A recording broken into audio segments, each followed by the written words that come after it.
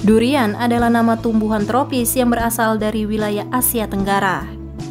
Nama ini diambil dari ciri khas kulit buahnya yang keras dan berlekuk-lekuk tajam sehingga menyerupai duri. Durian memiliki sebutan populer yaitu raja dari segala buah atau king of fruit.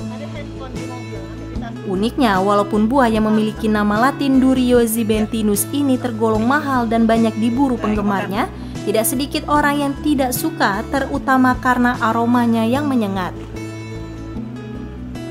Sejauh ini, dunia mengenal Thailand sebagai pengekspor utama buah durian dan sudah mampu mengembangkan berbagai kultivar dengan mutu tinggi dan sistem budidaya yang baik. Sementara negara lain yang sudah membudidayakan durian dengan orientasi ekspor adalah Filipina, Australia, Kamboja, Laos, Vietnam, India, serta Sri Lanka. Di tanah air sendiri, Kalimantan merupakan pusat keanekaragaman durian. Di kawasan ini terdapat banyak varietas atau kultivar, meskipun di seluruh Indonesia, tumbuhan yang dapat tumbuh hingga 50 meter ini juga dapat dengan mudah dijumpai. Meskipun Bangka Belitung merupakan daerah kepulauan dengan luas daratan hanya sekitar 16.424 km persegi, ternyata justru memiliki kultivar durian unggul yang tidak kalah kualitasnya dengan kultivar sekelas Musangking yang sudah melegenda di kalangan pecinta durian. Di antara kultivar yang populer di Bangka Belitung ada durian Namlung alias Cumasi, durian Katon, durian Putri Dewa, dan yang paling spesial dan paling mahal adalah durian super tembaga Klamonot yang harganya mencapai Rp500.000 per kilogram.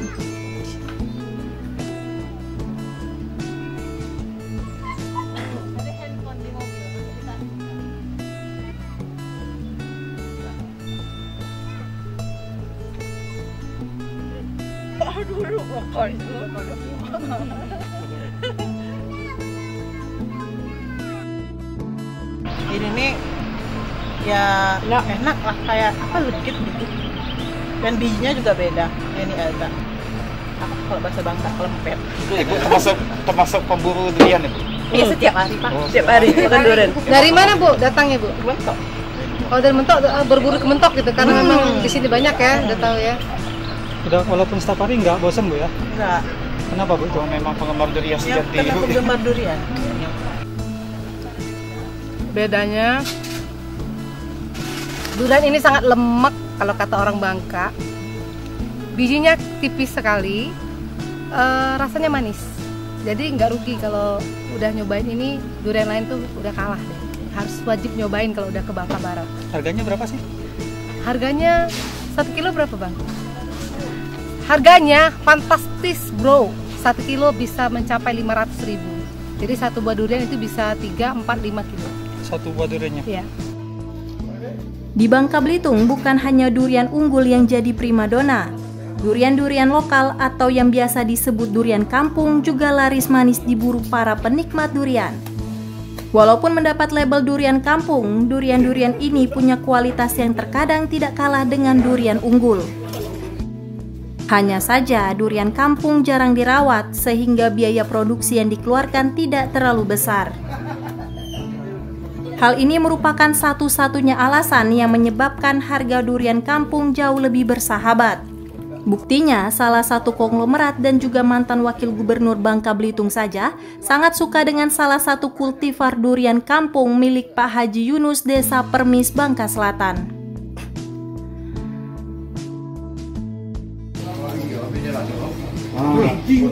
Ini ya saya menyengatkan durian ini. Durian Yunus Permis menyengatkan. Luar biasa. Dia kecil, mungil. So masih kalah ini durian ini. Permis. Terkenal. Katanya makan ini kupit hilang. Katanya kata Pak Yunus itu bendang pegah juga.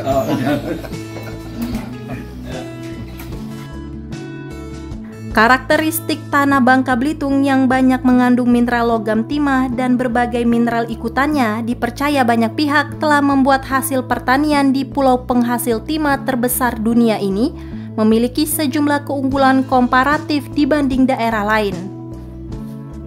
Pendapat ini didasarkan pada adanya fenomena di mana satu jenis tanaman jika ditanam di Bangka Belitung akan menghasilkan buah yang lebih baik dibanding ditanam di daerah asalnya sekalipun, meskipun treatment dan bibit yang digunakan sama persis.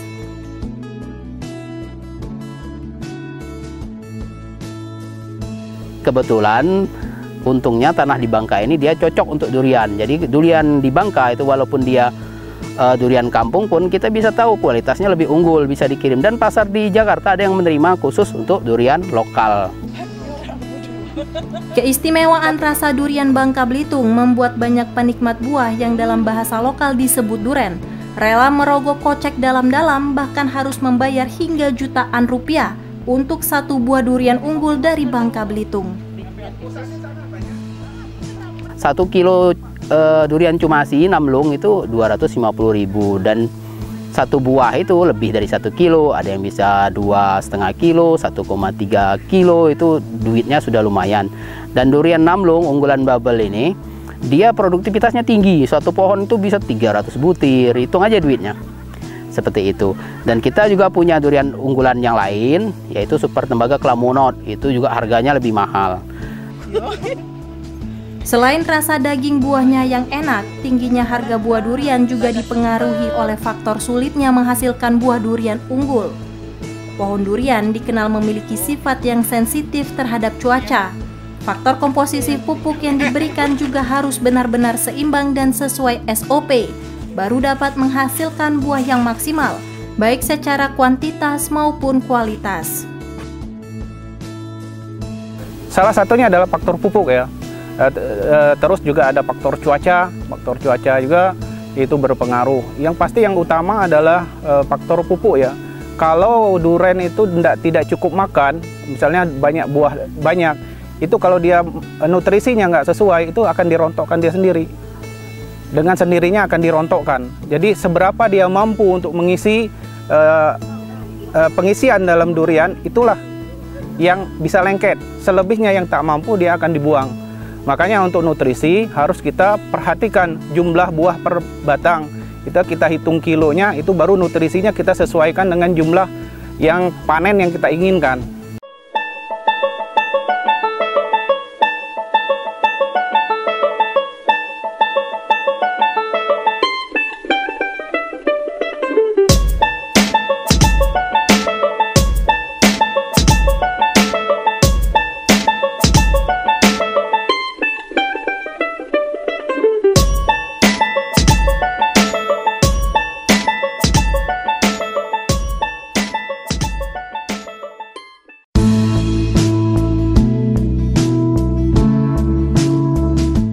Potensi besar buah durian yang sudah sejak lama didominasi oleh negara-negara tetangga seperti Thailand dan Malaysia membuktikan bahwa buah durian layak dijadikan komoditas unggulan yang dapat menghidupi dan mendatangkan devisa negara. Kalau untuk durian kita bisa berkaca ya ke Malaysia. Ke Malaysia itu mereka memang petani durian itu lebih apa ya? Lebih maju dan lebih makmur ketimbang petani perkebunan lainnya. Keterbatasan lahan di Bangka Belitung yang notabene merupakan kawasan tambang di mana sebagian daratannya sudah berubah menjadi ratusan hektar lahan kritis akibat pertambangan timah bukan menjadi alasan untuk tidak mengembangkan produk pertanian. Karena dengan perkembangan ilmu pengetahuan, terutama di bidang agronomis, teknologi mampu menjawab permasalahan keterbatasan lahan tersebut untuk tetap mengembangkan pertanian dan perkebunan yang produktif. Identik kita lihat Jepang aja nggak punya lahan, kok bisa juga untuk pertaniannya bisa maju. Kenapa kita tidak dengan ada lahan yang sudah tersedia seperti ini? Yang penting ya kita ada semangat untuk maju, terus juga persiapan untuk nutrisinya ada terus kita gabungkan dengan organik. Jadi anorganik dengan organik itu bersanding itu lebih bagus. Nanti hasilnya ya lebih bagus. Jadi tanah-tanah kritis itu nanti kita masukkan dari ini pupuk-pupuk organik, itu bisa nanti sebagai pembenah tanah itu bisa bagus lagi. Tanah-tanah yang kritis bisa bagus dan itu bisa dimanfaatkan untuk ke depan di pertanian yang akan datang. Kita mengakomodir Bangka Belitung, kita berkolaborasi dengan penggiat yang di Bangka Barat, penggiat yang lain-lain, juga ada komunitas di situ. Kita bersharing informasi di situ, juga masalah pupuk kita koreksi bersama, apakah ada masalah di pupuk gitu. Itu gunanya komunitas. Juga ada masalah pemasaran juga kita bahas itu. Dan untuk konsep, kawan-kawan itu dari Bangka Barat dan Bangka Tengah dan yang lain sudah siap itu sebenarnya dengan konsep kampung durian.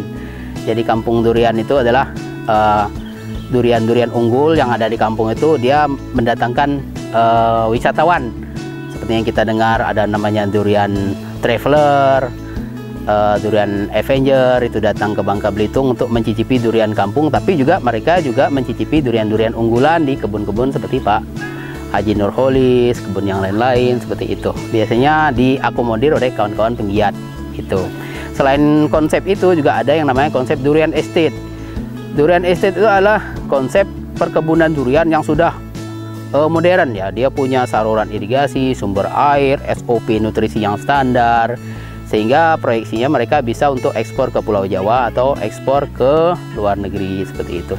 Juga ada seperti ini namanya kebun durian koleksi, juga ada seperti itu konsepnya. Tingginya minat masyarakat penikmat durian terhadap durian asal Bangka Belitung membuat para petani mulai serius menggarap kebun duriannya. Jika dulunya durian hanya dibiarkan tumbuh begitu saja di dalam hutan, kini mulai bermunculan perkebunan-perkebunan durian yang dikelola dan dirawat secara profesional. Di antaranya kebun durian Delis milik Nurholis yang terletak di Desa Air Belo, Kecamatan Muntok, Kabupaten Bangka Barat, Provinsi Bangka Belitung.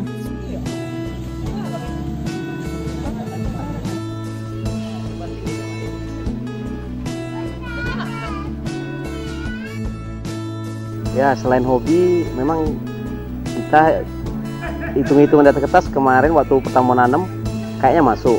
Hitungan kita kan, kita taruh satu butir durian itu 20.000, kalau dikali satu pohon 100 biji 2 juta. 2 juta kali 100 2 juta, itu lumayan besar. Itu hitungan kita dulu. Nggak terpikir bahwa harga durian sekarang bisa 1 kilonya malahan 250.000. Tapi awalnya dulu memang karena hobi. Karena itu prinsip kita dulu, itu kita bertanam durian. Jadi bukan budidaya durian. Bertanam durian itu nanti ujung-ujungnya jadi kelak untuk ikan. Nah, itulah prinsipnya. Jadi ketika saya misalnya cerita berkebun durian, pasti orang ngapain, panennya kan lama.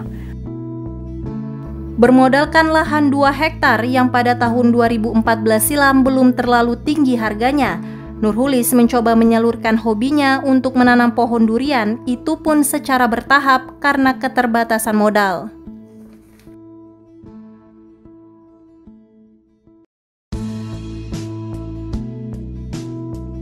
Pertama-tama kita nggak punya modal loh dulunya. Kita beli waktu pertama cuma 2 hektar lahan, tapi yang dikelola 1 hektar dulu. Umur yang 1 hektar 2 tahun, kita kelola lagi 1 hektar.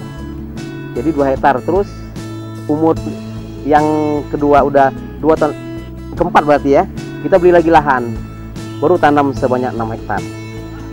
Jadi bertahap. Di saat petani mulai melihat durian sebagai komoditas yang menjanjikan untuk dibudidayakan, pemerintah daerah selaku fasilitator juga mulai meliriknya sebagai potensi ekonomi daerah yang perlu dikembangkan. Campur tangan pemerintah daerah, terutama Gubernur Erzaldi Rosman yang memang memiliki atensi khusus terhadap sektor pertanian, perkebunan, peternakan, dan pariwisata, sangat dirasakan manfaatnya oleh petani.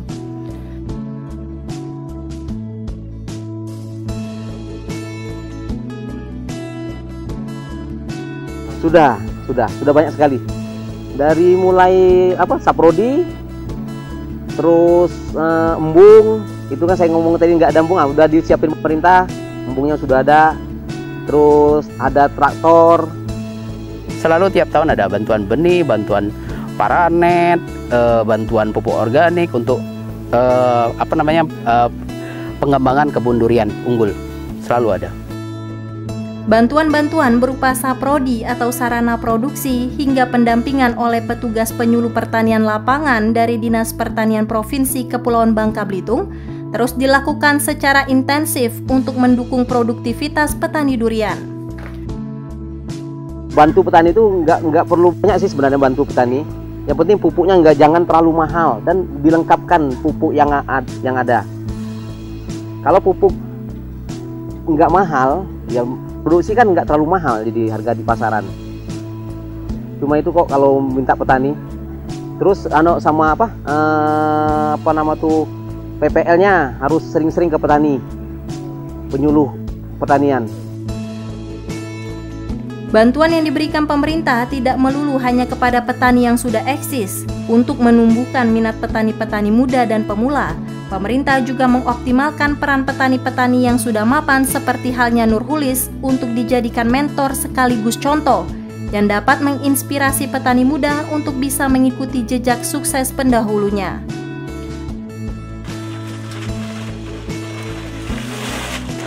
Oh itu kita sebenarnya ini P4S itu penyuluh swadaya atau untuk menerima orang mau belajar bertanam durian, belajar pembibitan durian, kita terima gratis.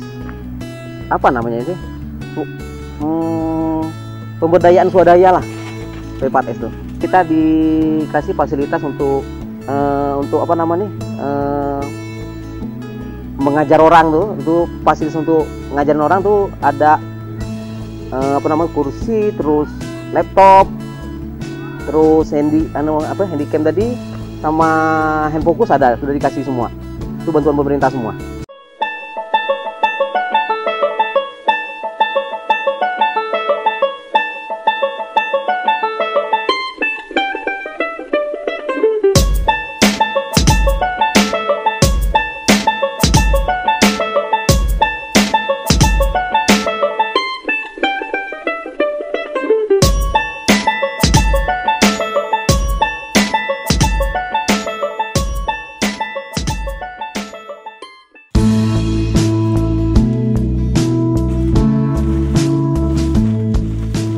Budidaya atau perkebunan durian memang tidak semudah yang dibayangkan. Harganya yang tinggi juga menuntut perawatan dan penanganan yang cukup rumit juga. Mulai dari sistem pengairan hingga komposisi pupuk yang harus dikombinasikan antara pupuk organik dengan pupuk kimia. Namun, kesulitan itu tidak akan terasa manakala buah durian yang dihasilkan sesuai dengan harapan, sehingga harga jualnya pun tetap terjaga.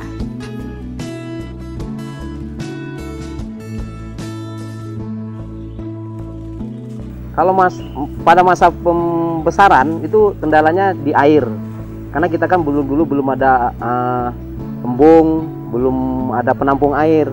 Jadi kendalanya pas musim kemarau itu masih manual, masih pakai ember, gali sumur, pakai manual lah, baru penyiraman.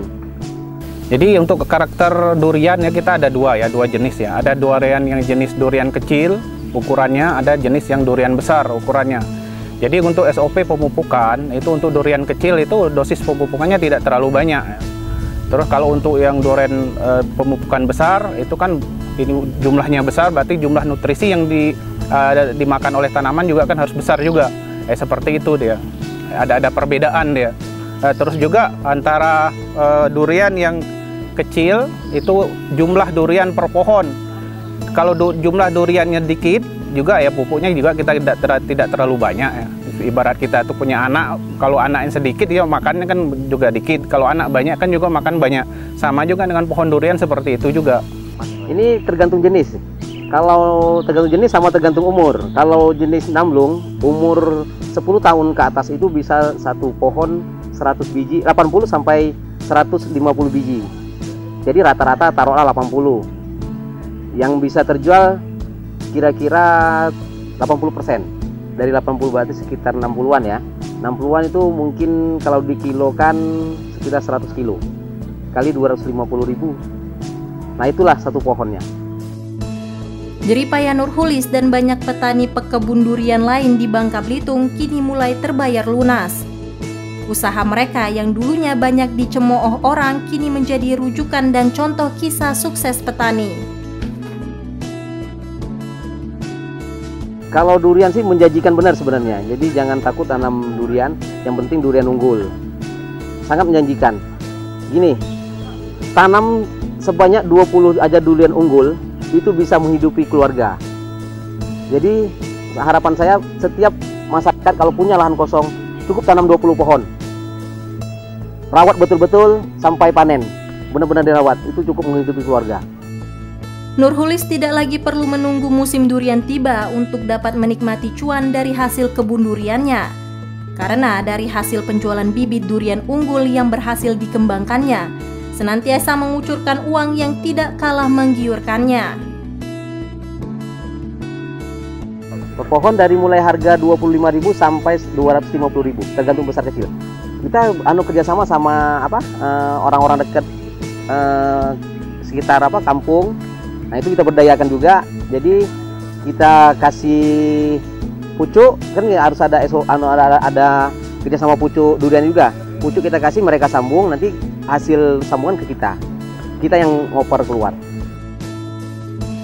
Sukses yang dialaminya tidak membuat Nurhulis berhenti untuk berkarya. Mimpinya menjadikan kawasan di sekitar perkebunannya menjadi destinasi agrowisata masih terus dirajutnya, sembari memberdayakan masyarakat sekitar. Rencana ada, kita mau buat di sana untuk buat kayak agrowisata lah, kan kita di bawah udah buat kolam besar kan, terus tempat pembibitan kita udah mulai dibagusin, nanti tinggal buat rumah-rumah kotek lah kayaknya, itu kedepannya kayak gitu rencananya.